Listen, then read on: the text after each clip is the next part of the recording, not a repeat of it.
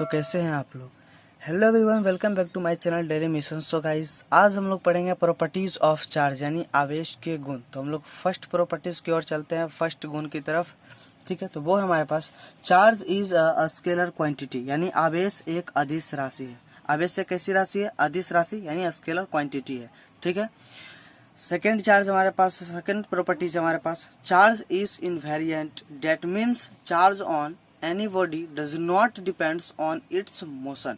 यानी charge invariant होता है। इसका मतलब यह है कि किसी वस्तु पर चार्ज उसके गति पर निर्भर नहीं करता है।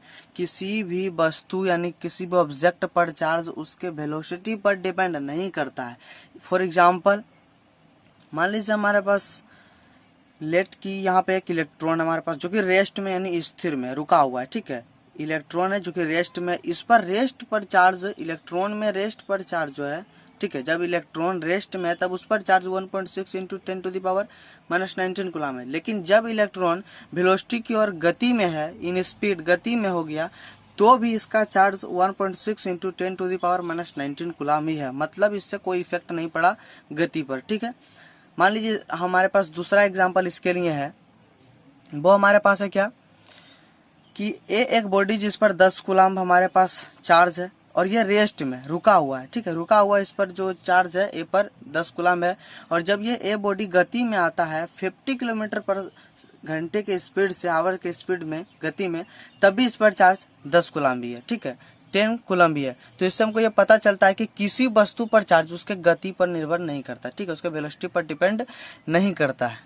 सो गाइस, अब हम लोग पढ़ेंगे तीसरा प्रॉपर्टीज, थर्ड प्रॉपर्टीज यानी क्वांटिजेशन ऑफ चार्ज यानी आवेश का क्वांटीकरण। सो गाइस, ये बहुत ही वीवीआई है क्योंकि ये आईएससी कई बार पूछ चुका है, तो आप लोग भी इसे जरूर याद करिएगा। ठीक है, तो क्वांटिजेशन ऑफ चार्ज, आवेश का क्वांटीकरण, तो पढ़ते हैं, जानते हैं इसके बारे में। Charge is quantized, that means charge on any body is the integral multiple of charge on electron. यानी चार्ज जो है वो क्वांटिज्ड होता है। इसका मतलब यह है कि किसी वस्तु पर चार्ज इलेक्ट्रॉन पर चार्ज का पूर्ण गुणक होता है। किसी भी बॉडी पर, किसी भी ऑब्जेक्ट पर चार्ज इलेक्ट्रॉन पर चार्ज का पूर्ण गुणांक होता है। चलिए हम लोग एक एग्जांपल को, इसके फॉर्मूला को देखते हैं। Q बराबर प्लस माइनस में एन, जहाँ पे n क्या है? इंटीजर है, और इसकी वैल्यू प्लस माइनस में 1, प्लस माइनस में 2, प्लस माइनस में 3, प्लस माइनस में etc आएगा तो कोई प्रॉब्लम नहीं, क्योंकि इसका आंसर इसी में होगा। ठीक है, लेकिन अगर n की वैल्यू अगर 1/2 मतलब बाई में आ गया, जैसे 3/4, पॉइंट में आ गया 1.2, 3.4, इस तरह में आ गया, तो इसका ये आंसर नहीं होगा। ठीक है, ये सब इसका आंसर नहीं होगा। ठीक है, अब यहाँ पे Q क्या है? Q हमारे पास चार्ज ऑन ऑब्जेक्ट यानी वस्तु पर चार्ज है। ठीक है, चार्जिंग, अब आगे नेक्स्ट टॉपिक है कि चार्जिंग का मतलब होता क्या है। चार्ज तो हम लोग इतने दिन से पढ़ रहे हैं, लेकिन चार्जिंग का मतलब क्या होता है? तो जानिए, चार्जिंग का मतलब इलेक्ट्रॉन का कंप्लीट ट्रांसफर यानी आदान प्रदान होता है। ठीक है, चार्जिंग का मतलब क्या होता है? इलेक्ट्रॉन का कंप्लीट ट्रांसफर यानी आदान प्रदान होता है, एक से दूसरे बॉडी में आदान प्रदान करना होता है। ठीक है, अब हमारे पास है थर्ड है कि इलेक्ट्रॉन सबसे छोटा चार्ज पार्टिकल होता है। इलेक्ट्रॉन सबसे छोटा चार्ज पार्टिकल होता है। ठीक है, सो गाइज, इस प्रॉपर्टीज के अकॉर्डिंग हम लोग कुछ क्वेश्चंस को करेंगे। क्वेश्चन हमारे पास है, बीच चार्ज इज या आर पॉसिबल। ठीक है, मतलब चार्ज जो है वो किस पर पॉसिबल होगा वो निकालना। ये नहीं कि ये तीनों से कोई एक पट्टी का मारना है, इस पर भी चारों को चेक करना होगा। ठीक है, तो ये सब हमारे पास दिया हुआ चार्ज है। ठीक है, तो हमको कैसे निकालना है आज हम आपको इस वीडियो में एक बताएंगे, फिर 3 आप लोग ट्राई कीजिएगा, अगले वीडियो में हम फिर 3 बता देंगे। ठीक है, तो ए को हम निकालते हैं। मान लीजिए हमारे पास Q बराबर, फॉर्मूला हमारे पास है NE, इसको हम लोग इधर कर लेंगे और इसको इस साइड करके लिखेंगे N बराबर Q/E। ठीक है, तो N यहाँ पे क्या है? इंटीजर है। ठीक है, इसका वैल्यू आएगा, और Q यानी चार्ज, चार्ज हमारे पास सबका दिया हुआ है, तो चार्ज कितना है? 3 इंटू 10⁻⁻17 कूलम, और इलेक्ट्रॉन पर चार्ज कितना होता है? 1.6 इंटू 10⁻⁻19 कूलम। तो गाइस, आप लोग इसे मैथमेटिक्स के रूल से सोल्व करिएगा तो बहुत लॉन्ग जाएगा। ठीक है, ठीक है, और हम लोग जो करेंगे यहाँ पे हम बताएंगे वो बहुत ही शॉर्ट रहेगा।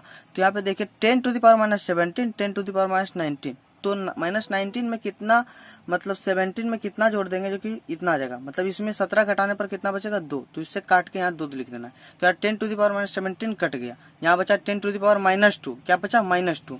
जैसे हम लोग यहाँ लिखेंगे n बराबर 30 कैसे हुआ? इसका पॉइंट उड़ा दिए, तो यहाँ पे ये 10 नहीं, इसके साथ मल्टीप्लाई हुआ, इसका पॉइंट उड़ाने के बाद इसमें 10 मल्टीप्लाई हुआ, तो हो गया 3 मल्टीप्लाई 10 यानी 30, 30/16, ठीक है, इसका पॉइंट उड़ा। और इसको काटेंगे तो आएगा 15/8, ठीक। कट करने पर फिर यहाँ पे 1/10⁻², इसका बचा। उसके बाद n बराबर 15/8 इंटू 10⁻²। क्यों? हमने बताया था कि अगर 1/10 ऐसा हो तो इसको ऊपर ले जाएंगे तो माइनस में जाएगा, लेकिन अगर माइनस में हो तो ये प्लस में जाएगा। तो यहाँ माइनस में, ये प्लस में गया ऊपर, तो 10⁻² हो गया सिर्फ। अब क्या करेंगे, n बराबर इसको डिवाइड करने पर 1.875 आएगा, इंटू इसका मल्टीप्लाई करने पर 100 आएगा, स्क्वायर करने पर।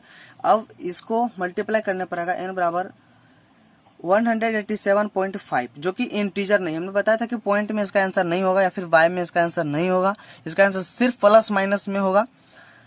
तो यहाँ पे लिखेंगे दिस नॉट पॉसिबल चार्ज, मतलब यह जो चार्ज पर पॉसिबल नहीं है, ये इंटीजर नहीं है। सो गाइस, इस वीडियो में इतना ही, और अगले वीडियो हम तीनों को सॉल्व करेंगे। अगर वीडियो अच्छी लगे तो लाइक कीजिए, मेरे चैनल को सब्सक्राइब कीजिए और अपने दोस्तों के बीच शेयर कीजिए। सो गाइस, आज तक के लिए इतना ही। So thank you.